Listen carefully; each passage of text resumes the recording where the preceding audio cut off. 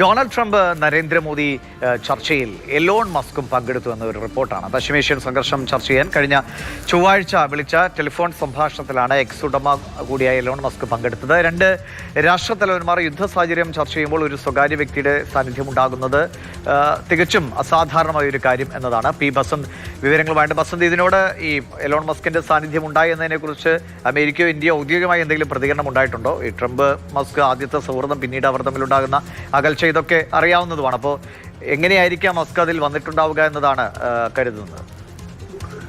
ദിവിഷ, ഇന്ന് New York times ആണ് ഈ റിപ്പോർട്ട് പ്രസിദ്ധീകരിച്ചിരിക്കുന്നത്. അതായത് കഴിഞ്ഞ ചൊവ്വാഴ്ച പ്രധാനമന്ത്രി നരേന്ദ്രമോദിയും US പ്രസിഡന്റ് ഡൊണാൾഡ് ട്രംപും തമ്മിൽ നടന്ന ടെലിഫോൺ സംഭാഷണത്തിനിടയിൽ എലോൺ മസ്ക് കൂടി അതിൽ പങ്കെടുത്തു എന്നാണ് ന്യൂയോർക്ക് ടൈംസ് റിപ്പോർട്ട് ചെയ്യുന്നത്.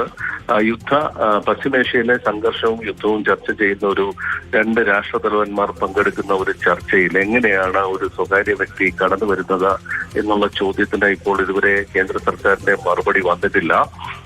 ഒരു പ്രോട്ടോകോൾ ലംഘനം ഉണ്ടായിട്ടുണ്ട്, അതിൽ പരാതി നൽകിയിട്ടുണ്ടോ എന്നുള്ള ചോദ്യത്തിനും ഒരു മറുപടി നൽകാൻ കേന്ദ്ര സർക്കാർ വൃത്തങ്ങൾ ഇതുവരെ തയ്യാറായിട്ടില്ല. ഏതായാലും വളരെ കൃത്യമായിട്ടാണ് ന്യൂയോർക്ക് ടൈംസിന്റെ റിപ്പോർട്ടിൽ പറയുന്നത് ഈ എലോൺ മസ്ക് ഈ ചർച്ചയിൽ പങ്കെടുത്തുവെന്ന്.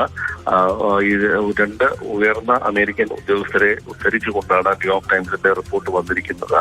മാത്രമല്ല, ഇതിൽ ശ്രദ്ധിക്കേണ്ട ഒരു വസ്തുത, വളരെ ക്രിയാത്മകമായ ചർച്ചയായിരുന്നു എന്നാണ് വൈറ്റ് ഹൌസ് വക്താവ് കരൺ ലെവിറ്റ് ഈ ചർച്ചയ്ക്ക് ശേഷം പ്രതികരിച്ചത്.